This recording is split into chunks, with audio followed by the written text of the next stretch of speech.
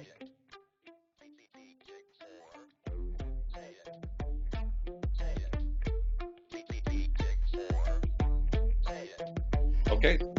Welcome, everybody, to the Unnormalized Podcast. This is your host, Frankie A., and today I'm really ecstatic. I'm joined by somebody who has over 45 years in the acting biz and the entertainment industry.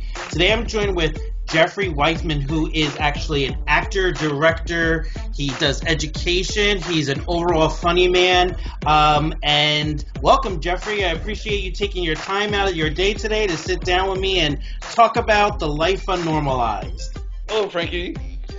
Funny man. Looks on everything. Well, you know what? Your resume is totally impressive, and I just love your work. I think it's phenomenal. I think you're Send money. Send money, right? Join the club. No, I think that you a caliber of your craft is something that we're kind of lacking now in entertainment. Someone who kind of puts their all into their work and gives us great characters and people to make us laugh. I think we, in today's climate of division and discourse, we kind of need that back into our lives a little bit. We need to be able to just kind of breathe and relax and laugh and enjoy life. So, you flatter me. I can't hold a candle to some of the great talents out there. But I try. I love. What can I say? I love life. I love making people laugh and entertaining, and also doing storytelling that enlightens and expands and celebrates. Yeah. And that's just a testament to the body of your work is like so awesome. So Jeffery, tell everybody out there who's listening. I always like to get a little background of the people that I'm sitting down and talking to because it kind of helps us appreciate kind of what comes into all your work and where that lends from. So, just tell us a little bit about yourself, like where you've grown up and family and all that kind of stuff. Okay. I was born at a very early age in a hospital just because I wanted to be close to my mom. I've been told that I was funny as a baby. I had incidences apparently in my high chair at the dinner table where one story in particular, in the middle of dinner, I shouted out, "Shit!" And in, 1959, that was kind of heavy, and everyone dropped their fork, and my mother apparently said, "Jeffery, where did you learn such a word?" And I immediately said, "Mikey, my brother, my older brother," and he was like, "What? No, that wasn't me." And I apparently said, "Mikey, I liar," or something like this. And this little legendary stories like this that came to me as I got older about my youth, and my wife now says that I'm often funny in my sleep. So I think it's my nature. I belong to a fraternity of mad men and women called the Fools Guild, and we often get together and do parties with different themes, and everyone pitches in to either build the sets and decorations, and everyone dresses up and plays fools at the party. So cool. I was their 19th king, and now they're up to the 38th or 39th king. Or wow, it can be female, but we spell it Quing, queen, king. Oh, okay. You got to keep it, fair to everyone.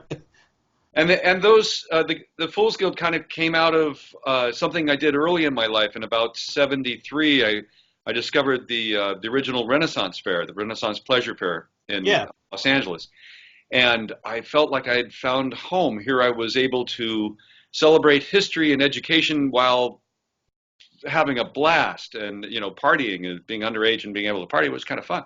Yeah.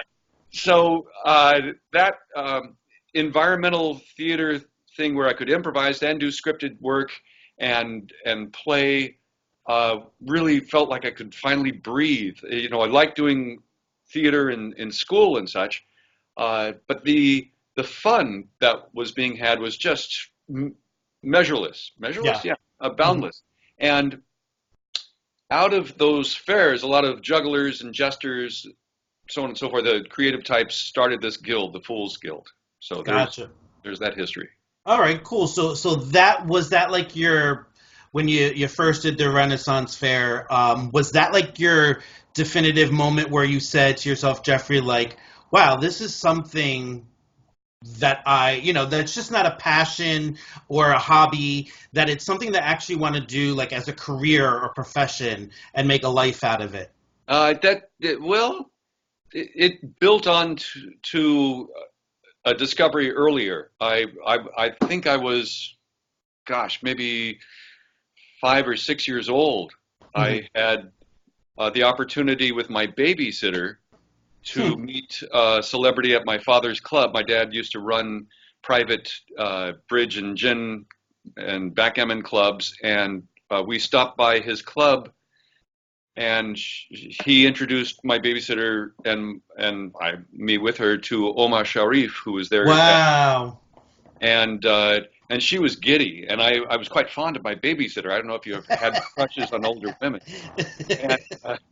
And I saw this, and then, after meeting Omar, we went and saw him on the big screen in, I think it was Le Mans, or, one of his films there in the early 60s, mid 60s. And I saw her get giddy again. And I was like, well, if that's how I get her attention, I'm going to be an actor.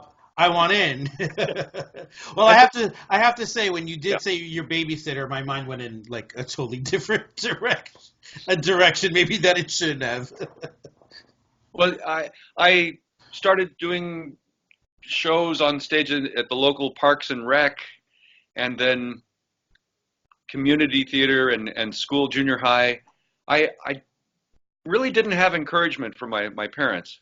I was just going to ask you that because a big, we talk about pop culture and stuff here on the show, but I'm a social worker by trade. And, the reason why I kind of started doing this is because I'm all about changing language and perception of things. And, there's that word normal that's out there, and it can trap people into, boxes.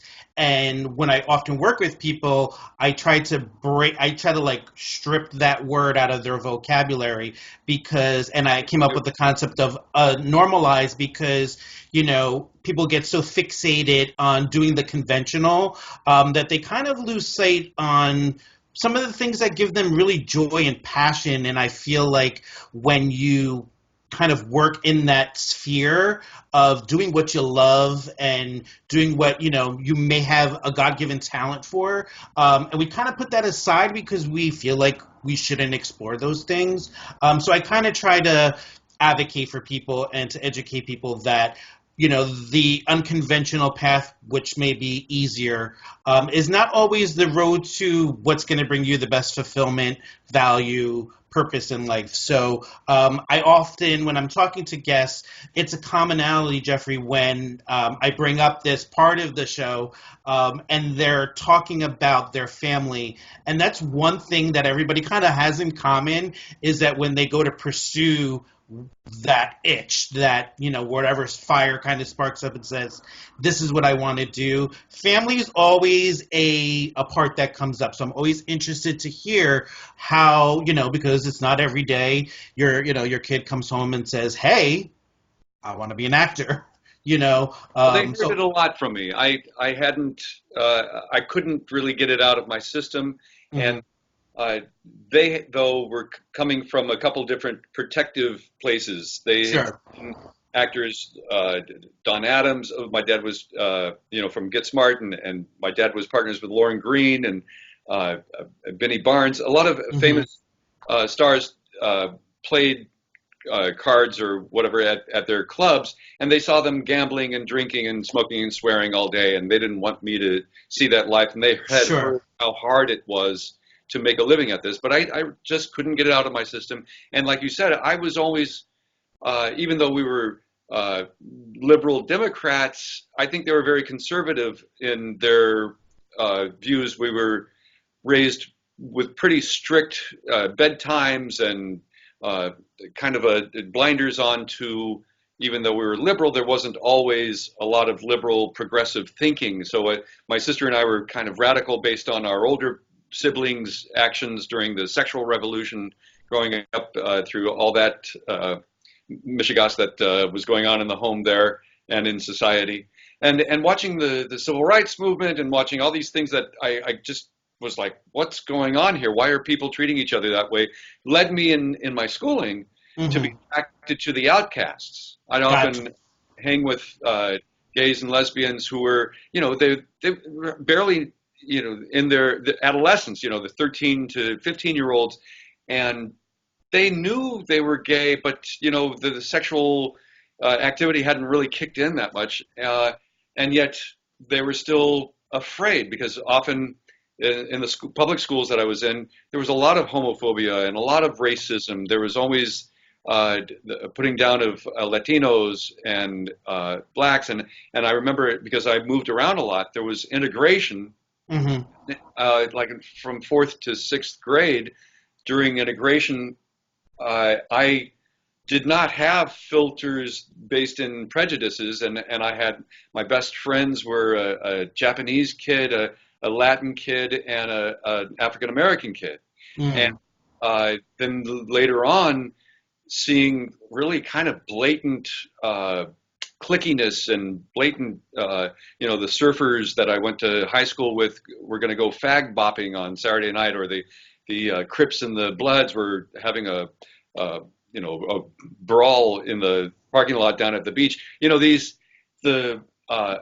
Just bizarre kind of prejudice and hatred that was going on just didn't, it was disgusting. It was very disturbing. And it's, even though we had, say, 8 years of Obama and supposedly really great progressive thinking in the country, one step forward, 2 steps back, it seems now.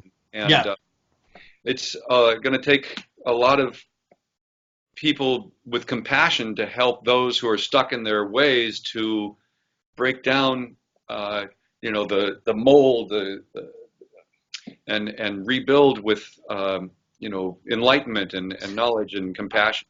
I was just going to say that to you, like, how, that must be something to see, like, coming up, and everything that you kind of just said about the different groups out there that were kind of out there, but, didn't have platforms like we have today now we're kind of like getting back full circle, right back to that, and it's very disconcerting because, it's just causing so much divide and separation between people. And you would think by now we would be a little bit more progressive about things, We've seen a great deal that I didn't think I would hope that I'd get to see in my lifetime. But here I'm now entering my 60s, and we've had an African-American president. We've seen gay rights for gay marriage.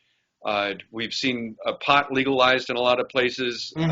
And, those are huge for someone who grew up in the conservative early 60s and 70s.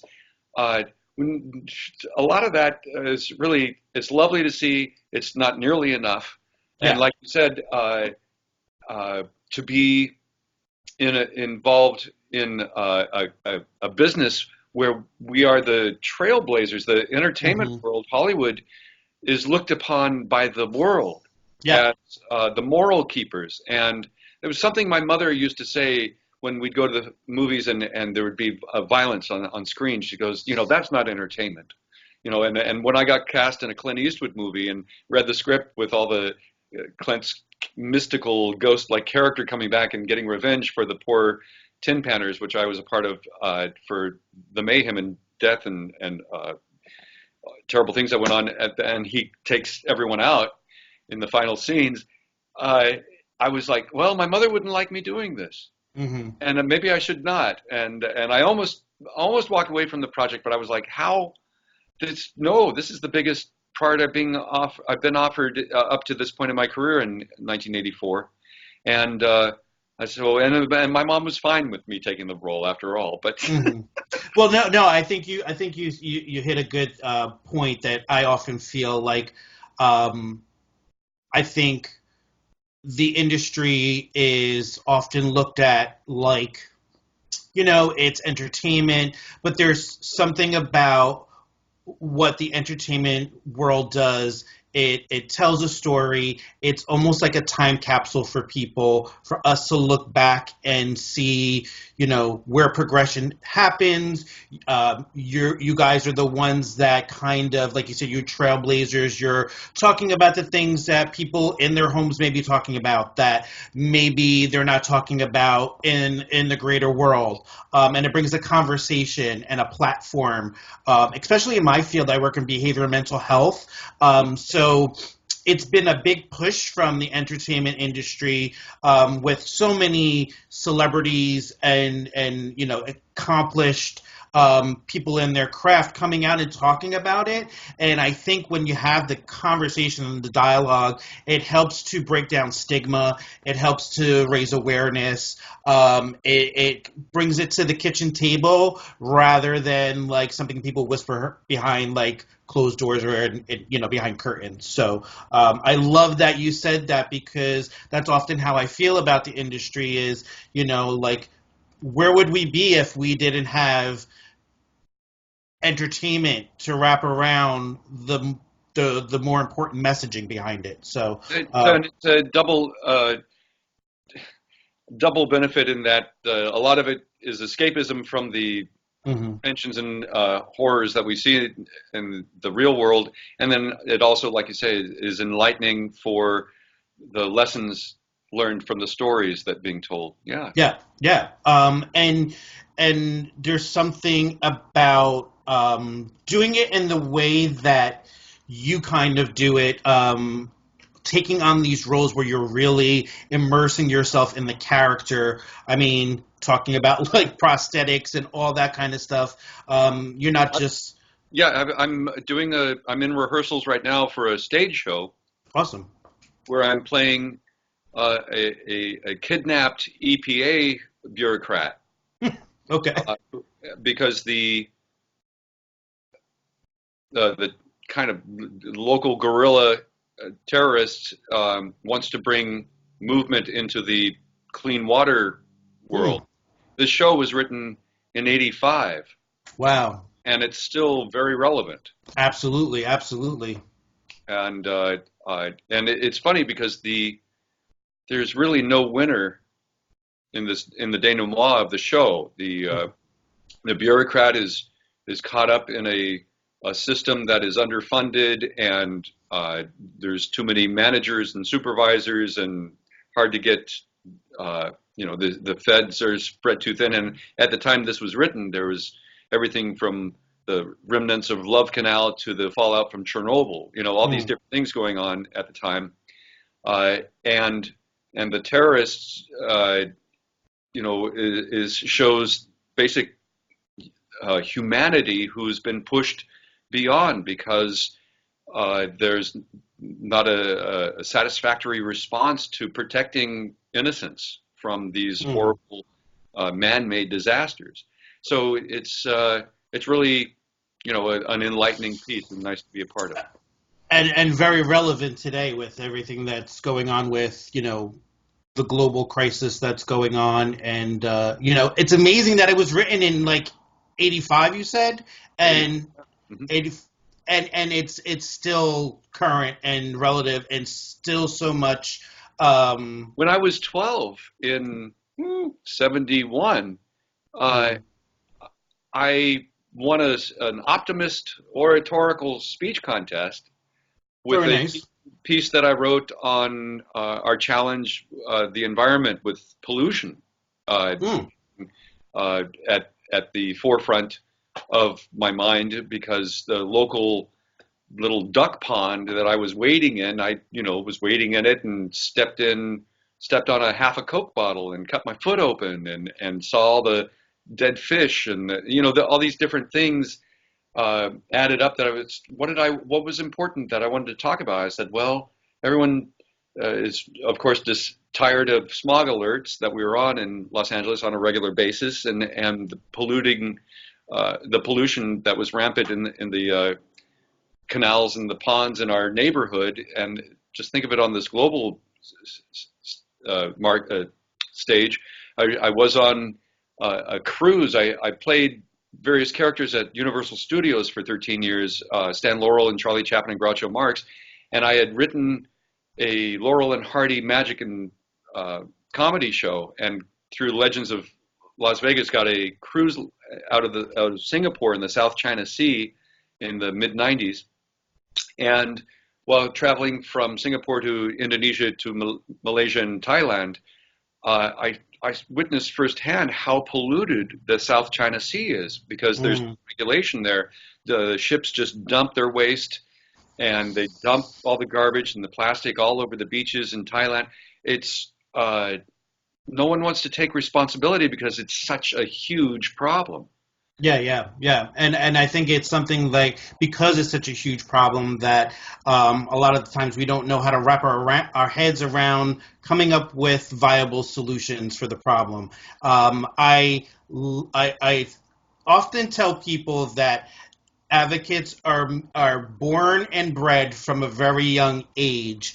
You kind of start at a young age from identifying with things that you feel really connected to, and then start kind of lending your voice to those things. I'm a very passionate person about the environment, public education, and of course behavior and mental health. So, I think that's wonderful. I play a father of an autistic boy in a web series called The Rocket Family Chronicles, and the actor who plays my son was actually one of my students for a while. Oh, cool. And Sam, he is autistic, and but he's a high functioning autistic lad, and he's just a sweetheart of a kid. And the story is told through his camera, because the character wants to be a director, so he's always shooting, and also is partly told through the house's security cams. It's very creative and very fun. Very cool.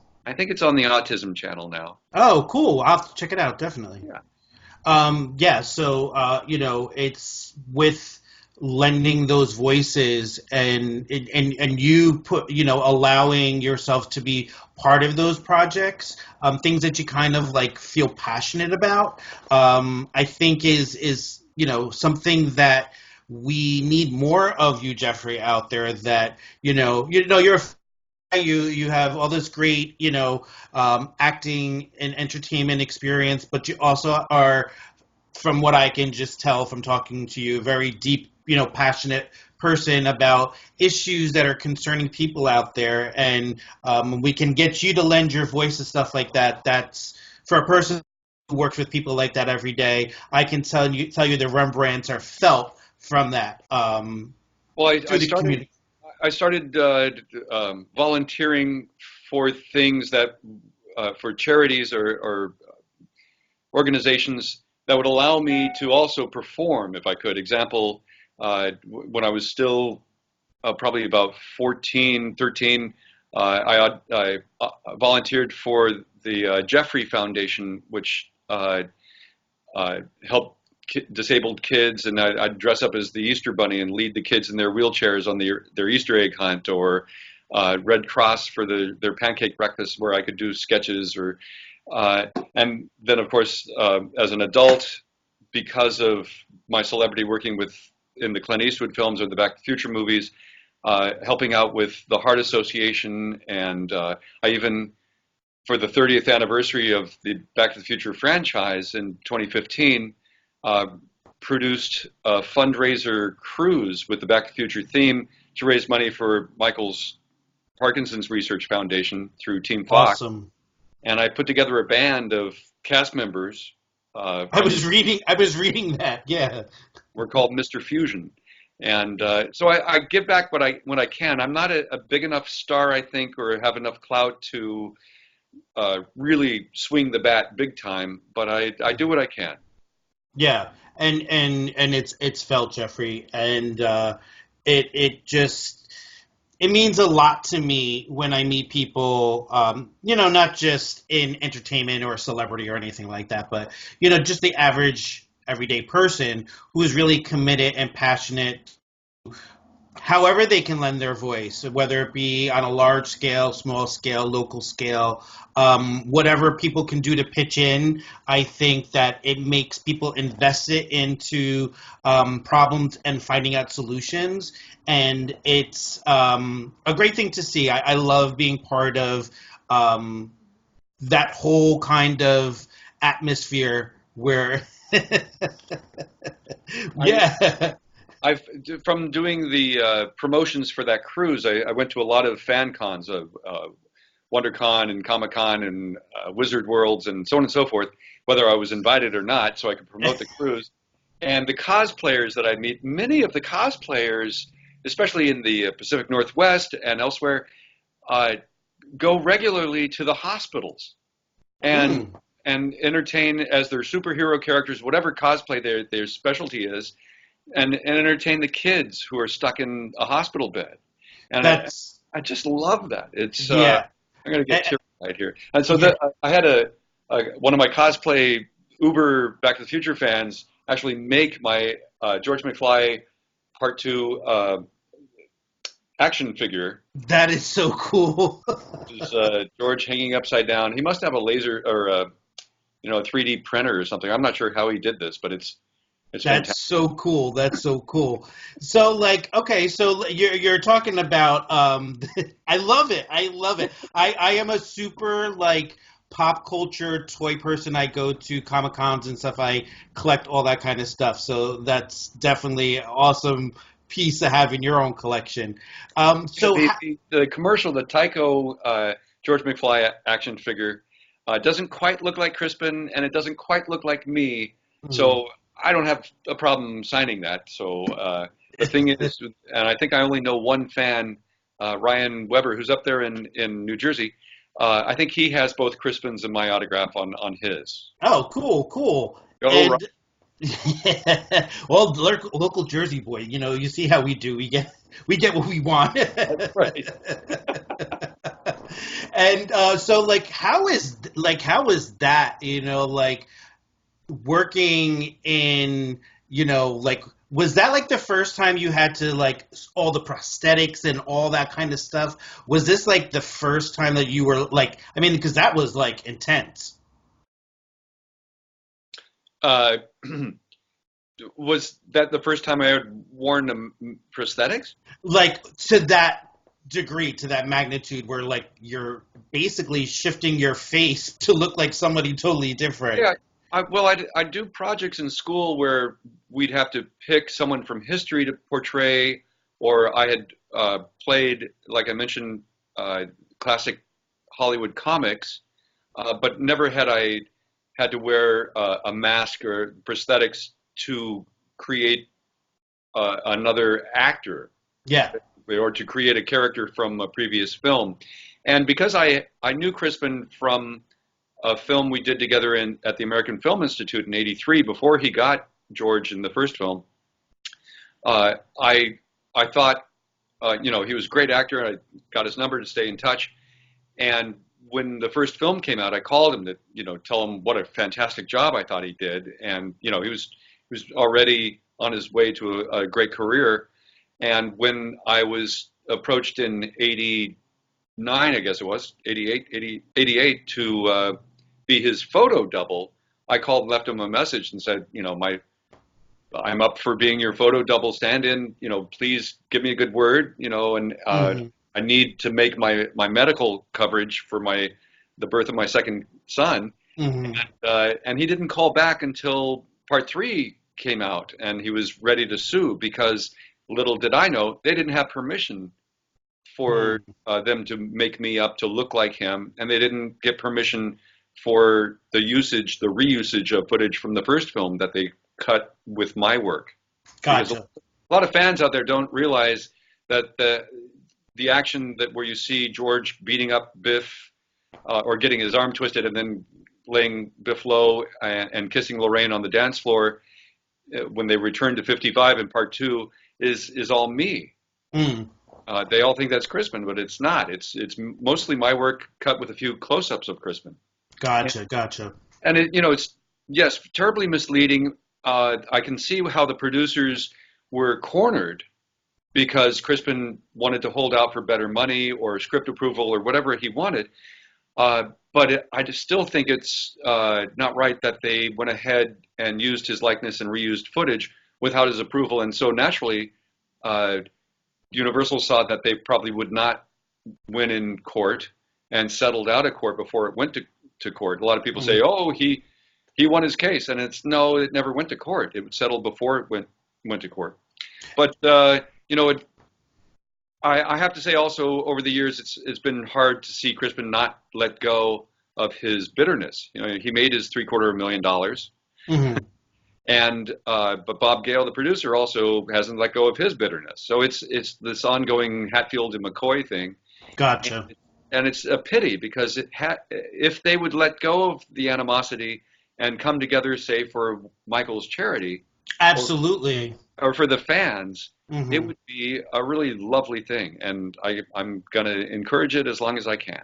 I encourage you to encourage it because for both of those reasons, I mean, Back to the Future is just such a part of culture, pop culture. Generation after generation embrace it. It's really. I have a 17-year-old son, and when you were coming on, he's seen Back to the Future, the first one, and I think he stopped there. But we kind of rewatched it, and I was telling him how everything kind of went down, and it's still the likability of it, the connection that it even has throughout the generations is amazing. You don't get a lot of pieces of work that stand the test of time. And if they can get together for Michael's charity, I mean, even if just that, not for the fans, but for a purpose, for a way to bring awareness and funds and all that kind of stuff to a major health problem, especially because it's impacting one of the main star of their movie,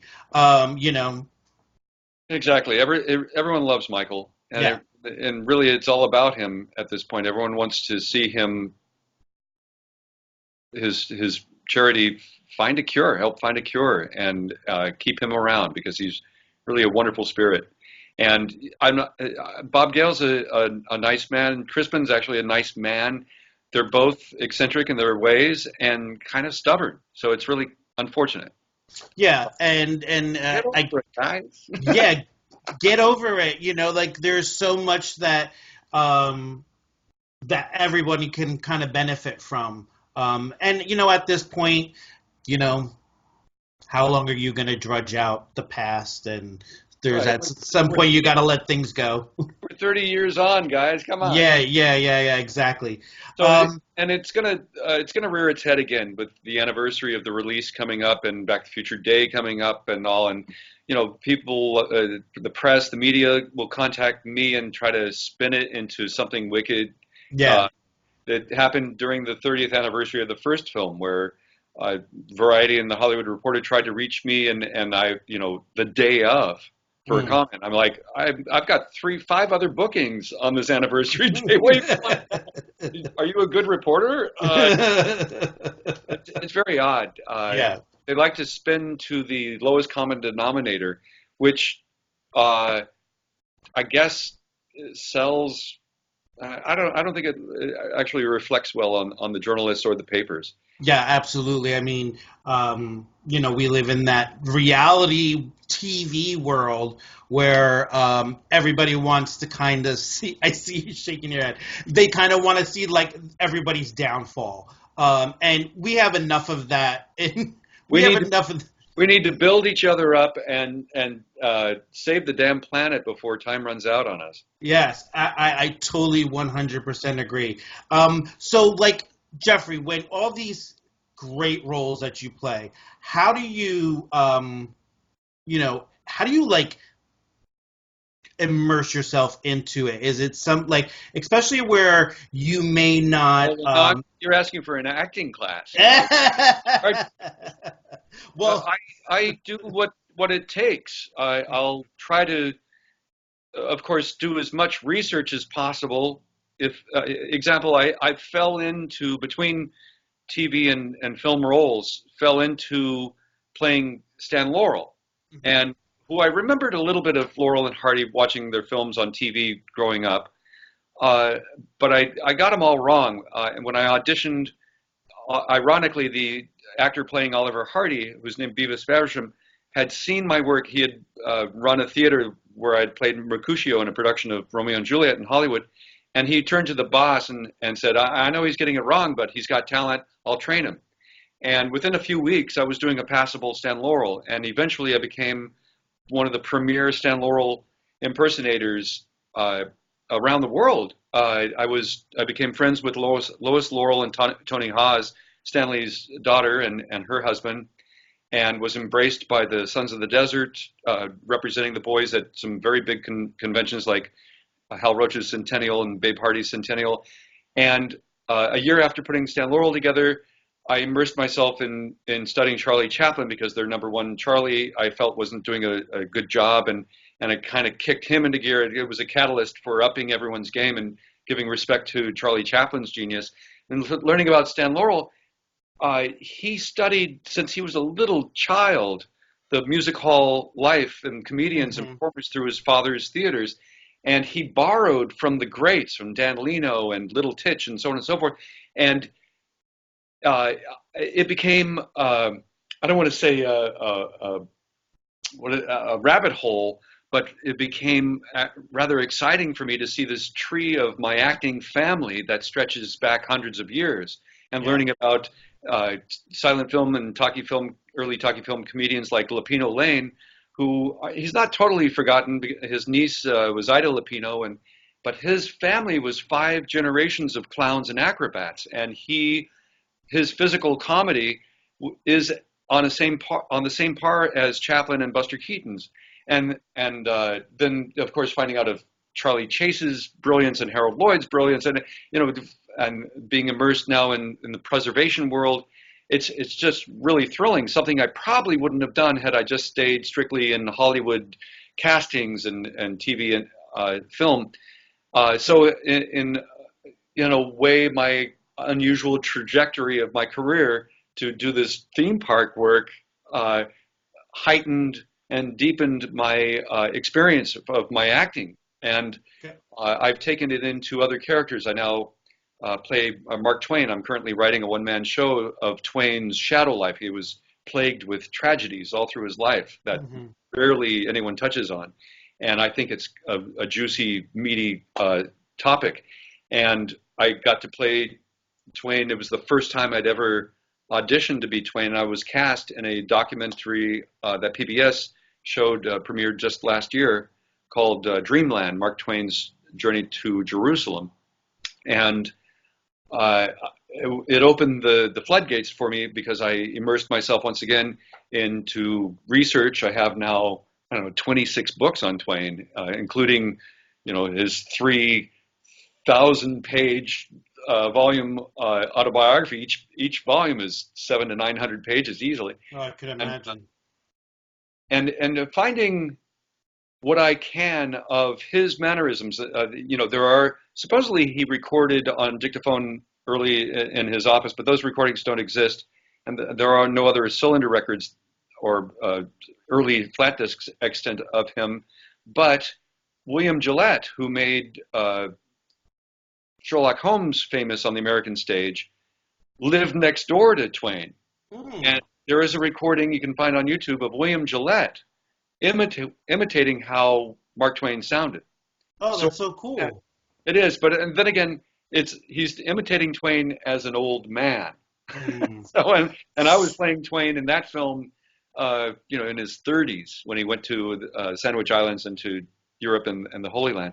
So I basically, taking mannerisms I see from the various silent footage I find of him, and then from his writings rather, you get a sense of his pacing, of his lecture, so on and so forth. So I will try to find the pacing of the character. I'll try to find the physicalization. When I was asked to do young George, or take over the role of George McFly, of course, I was given Crispin screen tests and the film to watch over and study his mannerisms and how his center of gravity, his pacing, which is very unique, his inflections, the way he speaks and that laugh, all these classic. So I was, and maybe because I have Mercury in my astrological chart, I'm able to do these imitations and work on them. But anyone really can put together a character. It's though it takes homework and a lot of detailed work on physicalizing of relationship understanding and history understanding and bringing it all together. There's some of the legendary actors like Olivier would go to the National Gallery and find a painting of the characters that he would play, whether it was Richard or someone else from history that it was in the Shakespeare, what have you, and it would spend hours with the painting, just getting an idea of the facial structure and the postures, and then recreating it. Also, borrowing from the greats, other performers who played characters down through the ages. A lot of their performances or descriptions of their performances are extant, and you can borrow from them and sure. Be honored. Yeah, and thanks for the masterclass, by the way. Sure. Any proceeds I'll send your way. But the reason why I kind of wanted to ask you is because we may have some people, young and old, out there who are watching and listening, and maybe on that verge of saying to themselves, is this what I want to do? And they need to understand that this is a craft and it needs to be nurtured. There's education that comes behind it. There's a lot of work that you have to put into it. So it's out there that will take advantage of a hungry actor.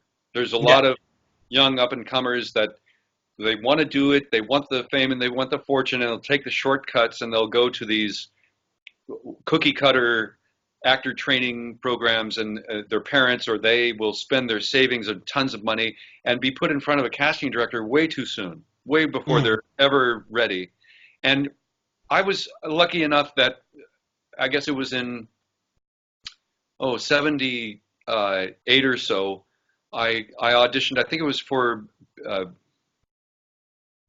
Brighton Beach Memories, one of the Neil Simon plays, and the casting director, artistic director, I think it was maybe Gordon Hunt, Helen Hunt's dad. Anyway, someone said, you got talent, but you got no training on your resume. No one's going to take you seriously unless you have training. And well, where do you suggest I go? Well, Juilliard, of course, or one of the Ivy Leagues. And I was like, my parents don't make a lot of money. I don't have a lot to say.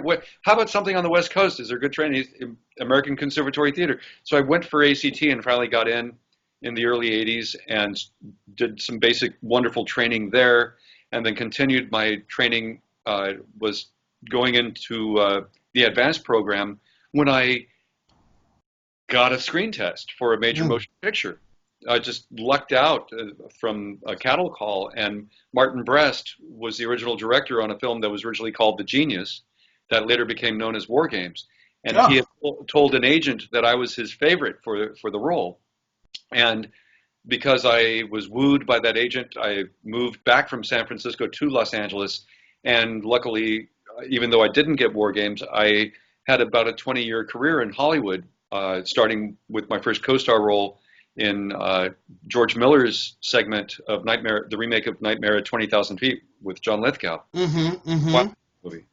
And I was very fortunate that, I did often derail my own work out of my own enthusiasm and impatience, and distracted myself often with the amazing journey I was on. Sure. If I always say it took me about 20 years to learn how to not act.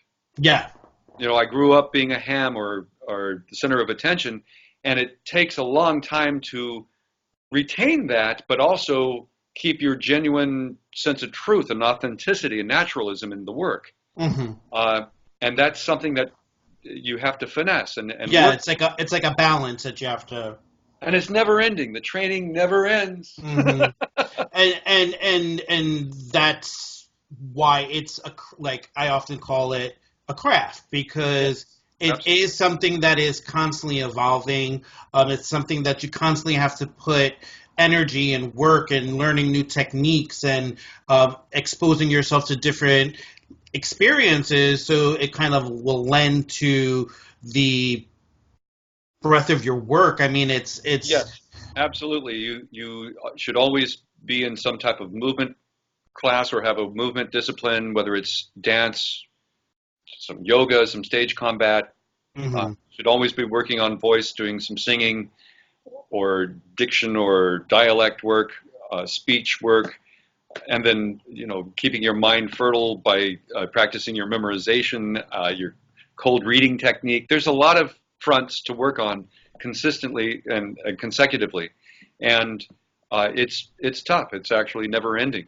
And I tell the first thing I say to any of my students or any wannabe actors or new actors that come to me and say, "What's the advice you can give me?" I said, "Get a practical training in something that you can make a living at first. Sure, yeah. And then if it's in your heart, then by all means do it, but get your training. And then do you respect yourself to understand that you are the instrument." Sure, absolutely. You're the vessel for everything that comes out of it. So, That's right. No other art form really. Painting has the brushes, and a sculptor has his hammer and chisel, and yeah, musicians have their instruments. But you are it. And if yeah, you're out of tune, if you're not in touch with your different tools at hand, and that's one of the things about my classes. I know that one technique doesn't work for everyone. hmm, A lot of different techniques. These acting gurus are almost cultish. Ours is the only way that's going to work, and yeah, you've got to stick 3 years with us and not work outside of class because you're going to learn this and this is it. Well, yes, a lot of students will respond and work well with that, but not everyone because they're not wired that way or they don't understand it. hmm, So I try to bring exercises from the acting masters and see if a sense memory or an emotional recall from Strasberg works for this actor, or if fantasy charging and repetition works for this actor from Meisner, or if Stella Adler's action choices and the relationship with your environment and your wardrobe and your pacing and time from viewpoints of Tina Landau and Bogart, I try to encourage everyone to explore to see what resonates for them and then go in that direction as soon as they find it. yeah. And it's so fascinating to me because you're saying all this stuff, and as you're saying it, it's actually triggering my mind because a lot of the techniques. And I never thought of it that this way. I've worked in performing arts my whole life, but not before I was worked in performing arts centers in arts and education, not on like as like an actor or anything like that, but more behind the scenes. And I became a chef after that, and now I work in social work. But a lot of the tools and the techniques that I use every day. I'm a life coach. I also do straight social work stuff. All the techniques that you're saying that you utilize or you tell your students in your classes are what I tell my clients to do to keep themselves healthy, to keep themselves grounded and centered, very person-centered, tailored, kind of like your own experience. I give them certain tools, but ultimately, like you said, they're the vessel. And so it's something that I never really thought about, that, it has a lot of those similarities that you were talking about, Jeffrey, on how you teach students how to develop their craft and pull from different techniques and styles and strategies. So It's one of the biggest keys is being relaxed and centered and listening. Actually, those are three keys. mhm, I ask that if they don't have it, that student finds a centering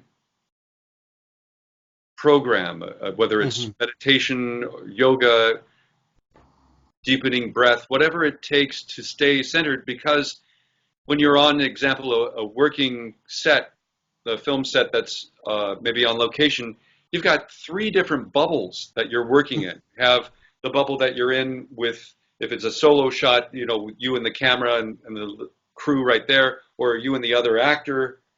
And then there's the bubble of the crew around you and maybe other actors and support. And then there's the larger bubble, if you're on location, of all the ambience and then the life going on around the set. So you've got 3 different levels of distractions or of concentration, and you need to expand your awareness.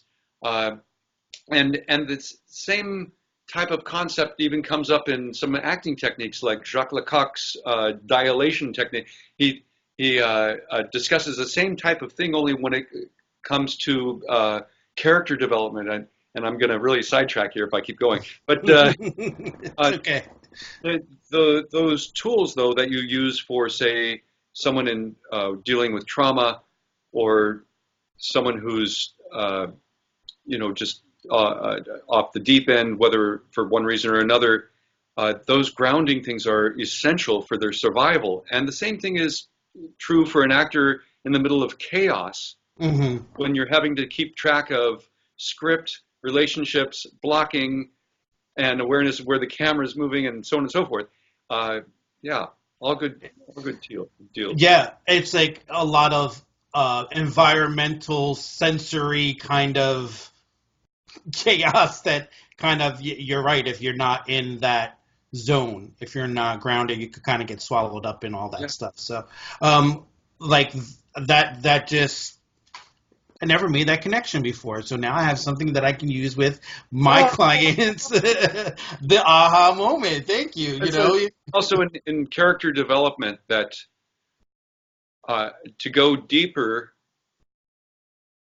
understanding often the unstated in the script. You can find clues in the way the writer has a character speaking, if they have a stutter or a behavior that signifies trauma in their history, whether it's physical or psychological.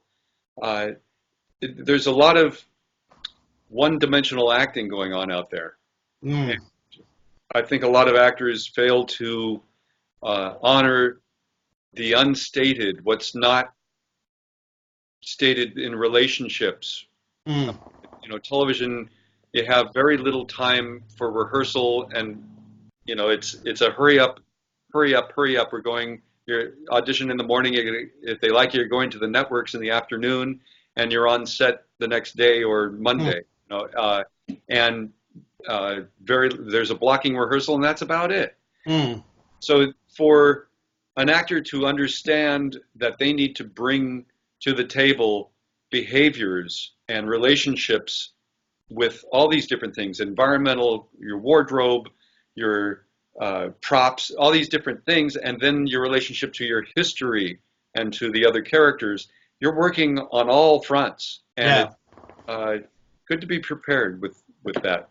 Well, I mean, for the people who are out there, this is not just a good example just for acting. I think anybody listening or watching can use the tools that you kind of gave us here to. Yes, and I coach via Skype. There you go. So that actually brings me to kind of my last point, and then I'll let you go, Jeffrey.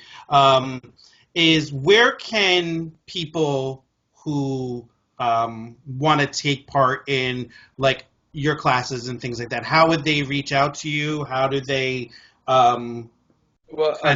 They can email me through my website, jeffreyweissman.com, which unfortunately I haven't updated because no one uses Dreamweaver anymore, and I don't know how to. Well, anyway, I'm getting that website revamped here soon. But you can still email me from the homepage. I'm also on Twitter at JEF Weissman.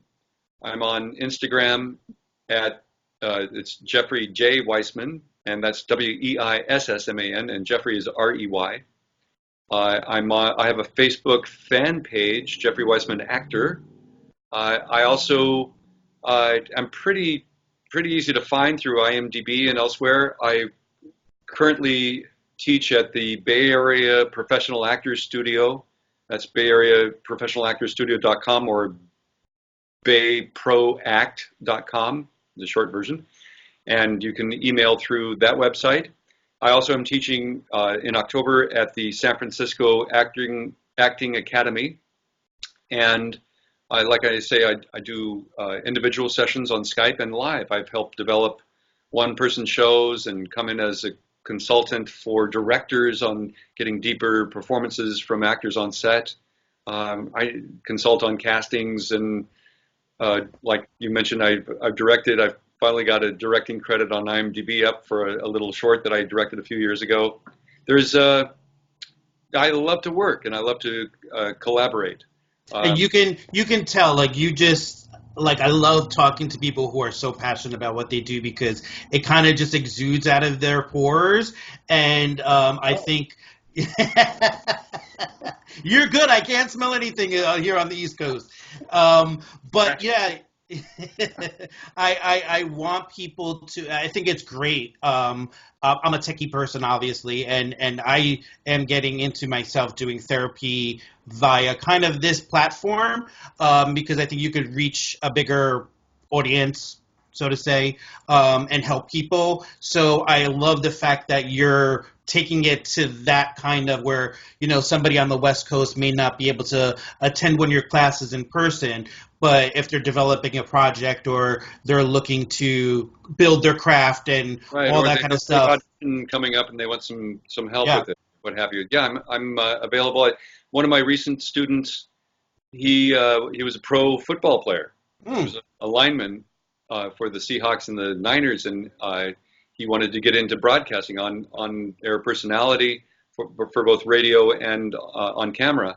And when he started studying with me, he really didn't read much, and he was insecure with answering a question, so he would keep the ums and the you knows and stretch out one answer to go for 10 minutes when it could have been a 20-second answer. Yeah. And he was probably one of the best students I ever had because he did his homework, and every time we got back together, he had made such great progress between the 3 months that I worked with him. He went from that sort of insecure kind of, you know, not sure what tools he had at his fingertips to being the color man for the Super Bowl game on national television within 3 months. And I was just like, did my heart wonders watching a student work so hard, and he was fantastic. So, and then, you know, I've mentored folk, both actors and writers through the years. One young filmmaker did a film. He actually brought me out to be in a film that I helped him with the script a bit. That's in post-production right now. It's called The Eden Theory. Went out the Midwest, and he brought myself and Larry Hankin out. Larry Hankin was in the committee, and quite a great character actor himself. And he hired a great crew from New York and his local crew from the Midwest and actors. Just looks like a beautiful project. That's in post. Another film in post right now is called The Carnival of Wonders, and I helped the filmmaker on that one on a previous project. He thought of me for this one, and it's a parable in which I actually play the embodiment of death, but I'm a swami, and I don't want to give away too much, but it's got some wild, wonderful existential elements in it and lots of great dancing. Awesome. Love it. I love it. So when can we see some of these? When the Eden Theory and Carnival of Wonders, when can we kind of look out for those? Carnival of Wonders actually premieres tomorrow night. Nice. And in a mostly cast and crew type screening, and also some backer fundraiser to take it a little bit further so it's ready to do the festival circuit and then see what other life it might have. Eden Theory, like I said, is in post. It'll probably do the festival circuit. Like I mentioned, the Mark Twain Project is streaming on PBS channel. An indie film called Savior of None, in which I play a sort of a protective angel to a adolescent girl who's being abused in the foster care system and being horribly treated by the local gang. That's streaming on Amazon. Let's see, what else do I have? I'm gearing up to go this weekend to a Back to the Future 3 celebration. Oh, cool! Up in the Gold Country, where they go to the shooting locations where the train was and to the original site. Example, tomorrow night they're going to screen Back to the Future Part 3 at the site outside of Sonora where they actually shot the film. Oh, that's so cool. And other cast and crew members are going to be there, and people from around the world are coming to that one. There's that one's back to 1885. If you want to check that out online, you can Google that. And then we're going back, fan celebration. I think this will be the third or fourth one that they've done, and that's in October, the third week of October, going to all the locations that the Back to the Future films shot at around Los Angeles.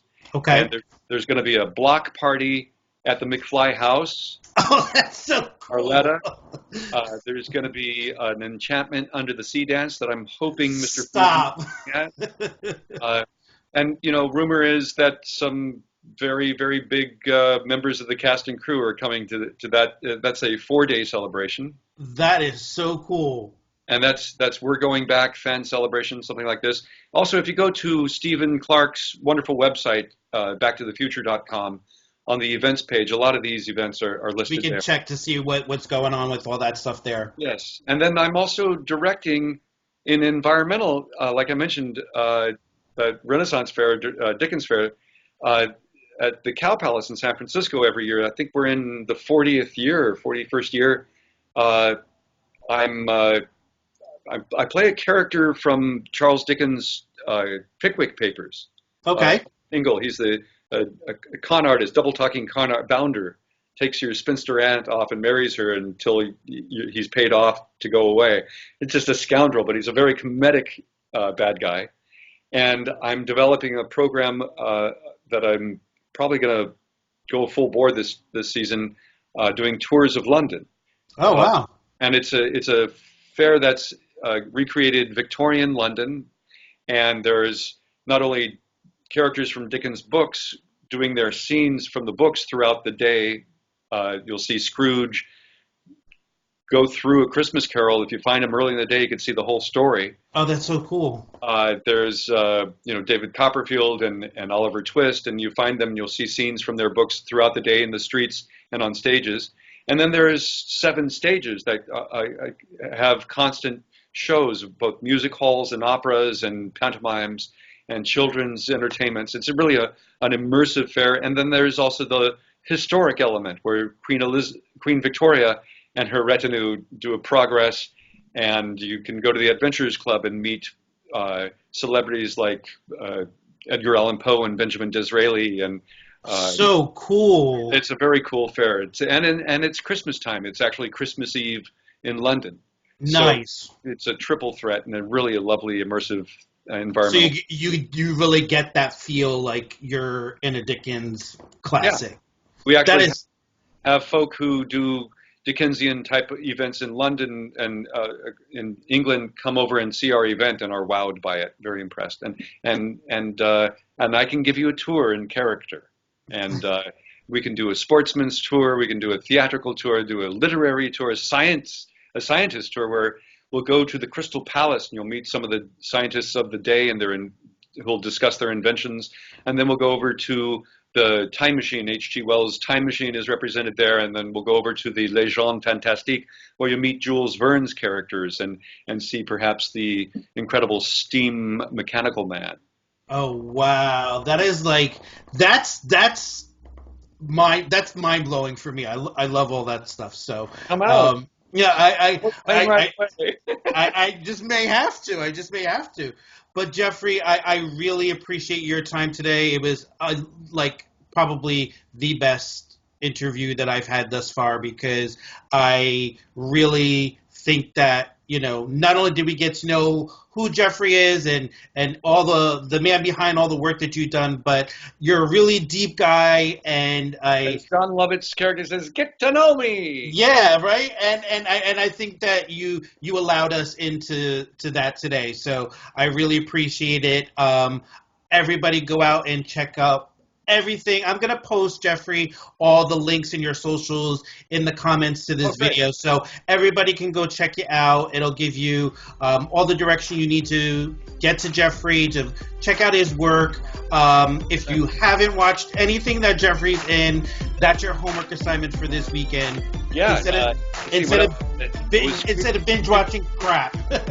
Screech's Guru and Saved by the Bell, and I have a cameo in Johnny Dangerously, and geez, I still get a residual now and then from all the voiceover work I did on like Loverboy and Heathers and stuff. Anyway, thank you for having me on. Oh, no problem, Jeffrey. Thank you so much for coming on. And ladies and gentlemen, thank you for tuning in. And this is the Unnormalized Podcast with your host, Frankie A. and Jeffrey Weissman. And stay unnormalized, guys. Bye-bye.